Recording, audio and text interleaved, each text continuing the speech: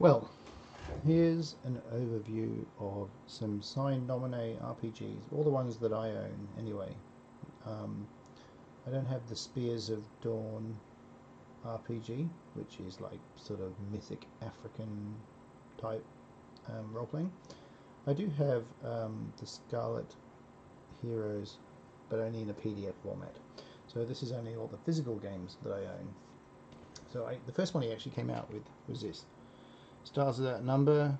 This is actually the full core edition, although it's got the free edition cover. I didn't like the full core edition cover, which is like a picture of somebody fighting some space monsters. I prefer this. So it's in black and white. Print quality's pretty good for the price, and the fact that it's black and white. Actually, this particular edition that I bought, the print was a bit faded on every other page, but Drive-Thru RPG were generous enough to give me a voucher of the same value of everything, which allowed me to get Other Dust essentially for free, which is the post-apocalyptic RPG, which is compatible with this, like 100% compatible. It's really good. So this was printed really nicely. You can see it's been used a lot. It's kind of a bit discoloured and stuff now. I've used this loads with Stars of That Number. I have run several sessions of Other Dust by itself. It's great fun. And together, Stars of That Number and Other Dust are just fantastic with each other. It gives you so much more material. I also have Silent Legions, which came out a fair bit later, which is sort of Lovecraftian style horror RPG. It actually is compatible with Other Dust and Stars of That Number. It's the same rules and everything, it's just horror stuff. So if you're doing a sci-fi horror, then I highly recommend this. Print quality was quite good. It's not in colour, I just let my daughter colour in some stuff. So it's still only black and white, and it's sort of okay quality paper and stuff. But again, for the price, it's pretty good. And I've done a video on this already, but this is the special Omnibus Edition of Stars of That Number, which is everything that has been created thus far with Stars of That Number, not including the revision rules. But you'll still be able to use all this with it, with a few minor rules conversions. And I just most recently got Godbound, which is about playing demigods, and I have done a video about this, going over it, although I'll briefly go over it. So anyway, this was pretty expensive. This is the Deluxe Edition, meaning the content's the same as if you buy it, but this is like printed on high quality paper, and it's really nice. By far the best edition for if you don't mind paying to get good print quality. I have on order the Stars That Number revision, which is also going to be the Deluxe Edition like this, so it'll be on high quality paper. But I just wanted to go over thus far what I've had and what I've used in a bit more detail, and I'll just go over a little bit about what the original Stars of That Number looks like, and briefly some of the differences between this and the revision. And the main difference really is the armor class in Stars of That Number, this edition, is a descending armor class like they use in OSR. So the original systems Renaissance, or original systems rules, or whatever you want to call it. But whatever the case, this uses a descending armor class, which I wasn't a huge fan of. I didn't really mind, but that's fine. It doesn't really make that much of a difference. Whereas the revision rules will use an ascending armor class, which makes a bit more sense. Also, the skills will be a fair bit reduced, actually. So here's a list of some of the skills there. Not a lot of skills, and they're going to be reduced and compressed and more generalized, which that should be really interesting. And they're going to be more tied to the background of the different classes. So for example, in the original Stars of That Number, you have experts, which are kind of like techs and stuff, like pilots and engineers and all that stuff, investigators and so on and so forth. Yeah, like I said, it's a bit faded on this page. That's why they gave me a refund on Drive-Thru RPG.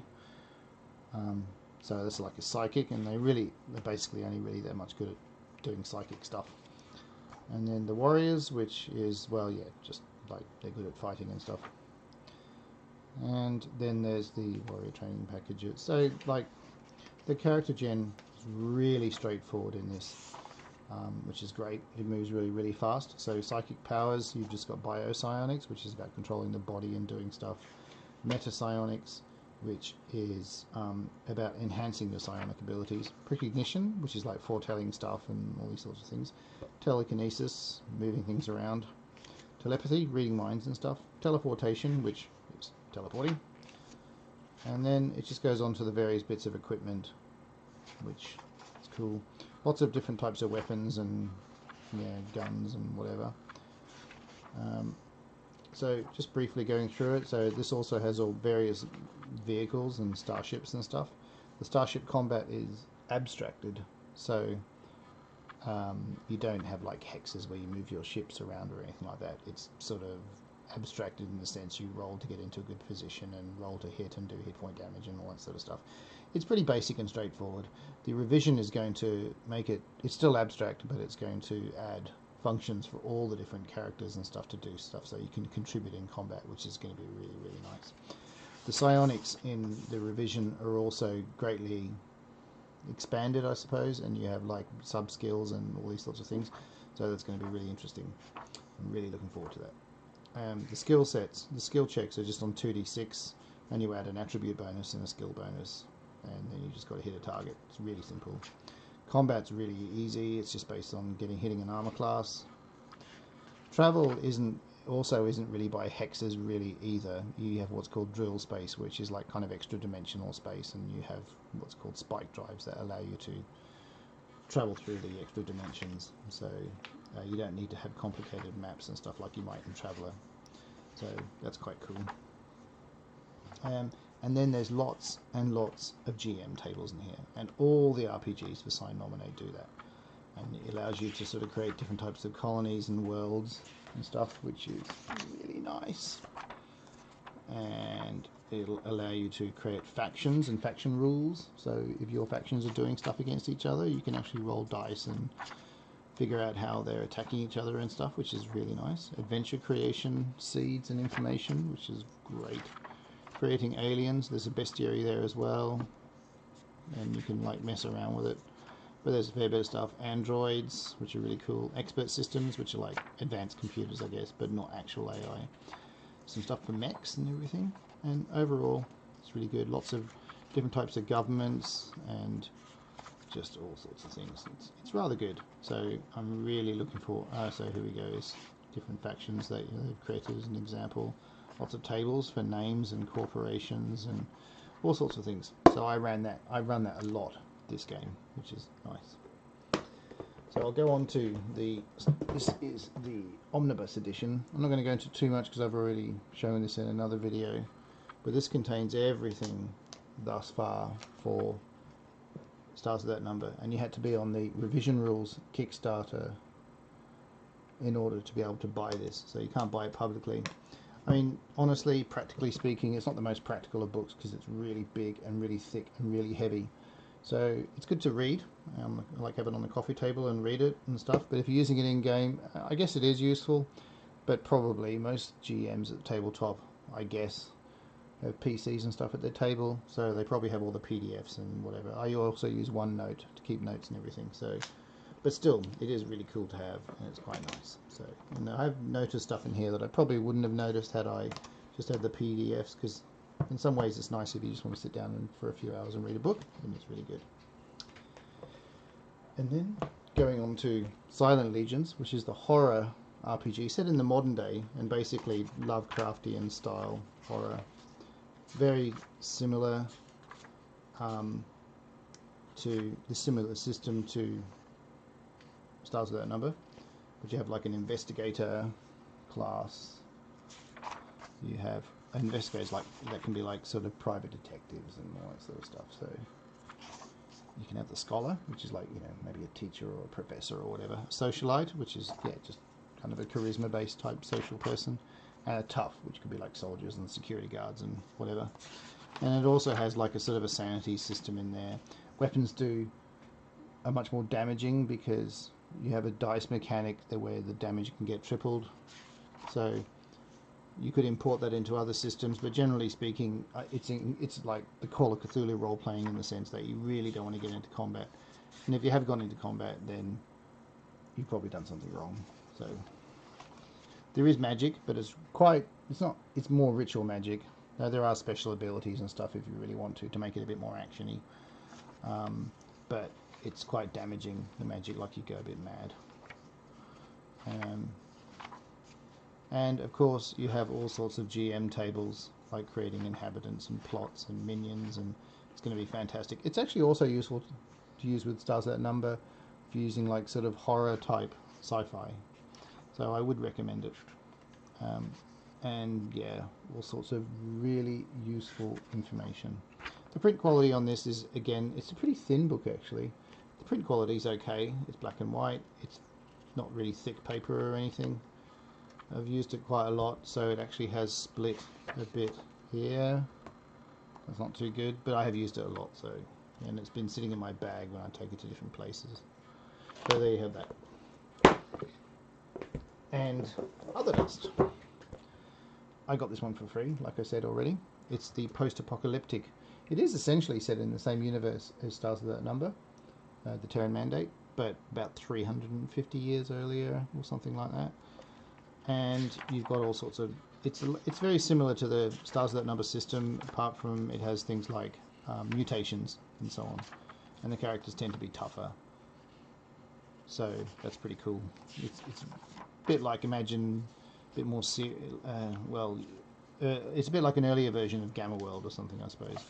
And you have these different classes like Scroungers, which are people like sort of a bit like Techs, I suppose.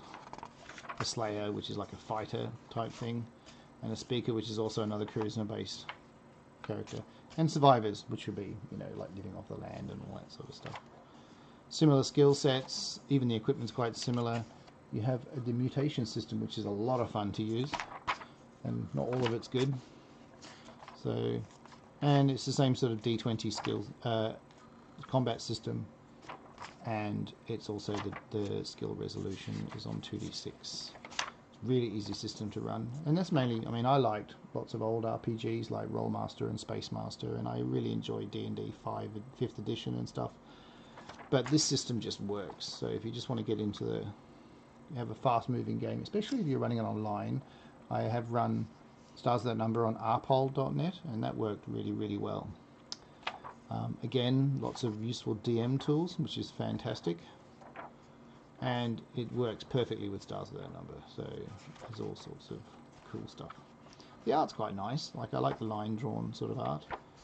And that's mainly, oh, I'll quickly show you Godbound, even though I showed it on another video. So there's Godbound. And much higher quality art. I'm just going to show the text up really close. You see that? The camera's trying to focus. Anyway, I'm hoping this is going to last a lot longer, as in won't split and stuff. So sometimes when you use it a lot, but then again, my D&D 5e books are in a bit of a state as well, so I use them loads and loads. So yeah, this is where you role-play demigods.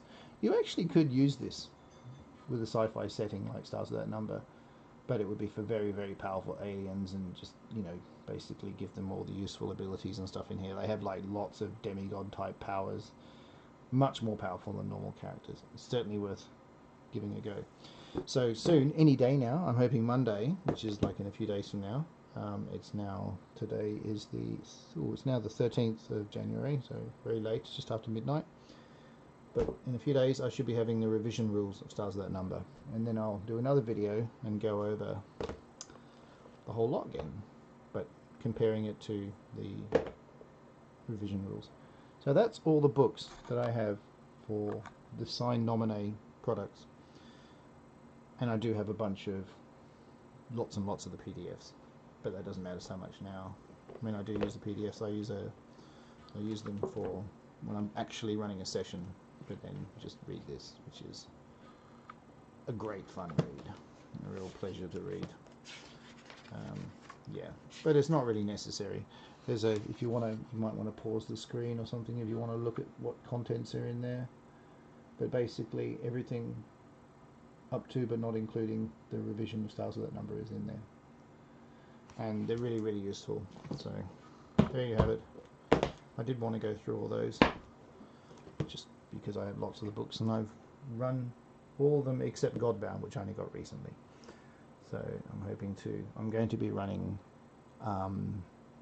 a campaign based on the Journey to the West, a Chinese sort of children's story about some Chinese demigods that head to India to get the scriptures and the Buddhist scriptures and all the adventures in that. There was actually a television series, a Japanese television series that was made called Monkey, which is based on Journey to the West. So I watched that when I was a kid many years ago, and now I'm going to run it in Godbound, and Godbound's going to be the perfect RPG to run that with. I've also been playing around with Scarlet Heroes. I might actually buy the book one day, because I'm running it one-on-one with my kids sometimes, which should be fun. So I have run it once or twice. It's a good fun system. I might even go over that, but I'll probably buy the book first rather than just run it from the PDF. Anyway, goodbye.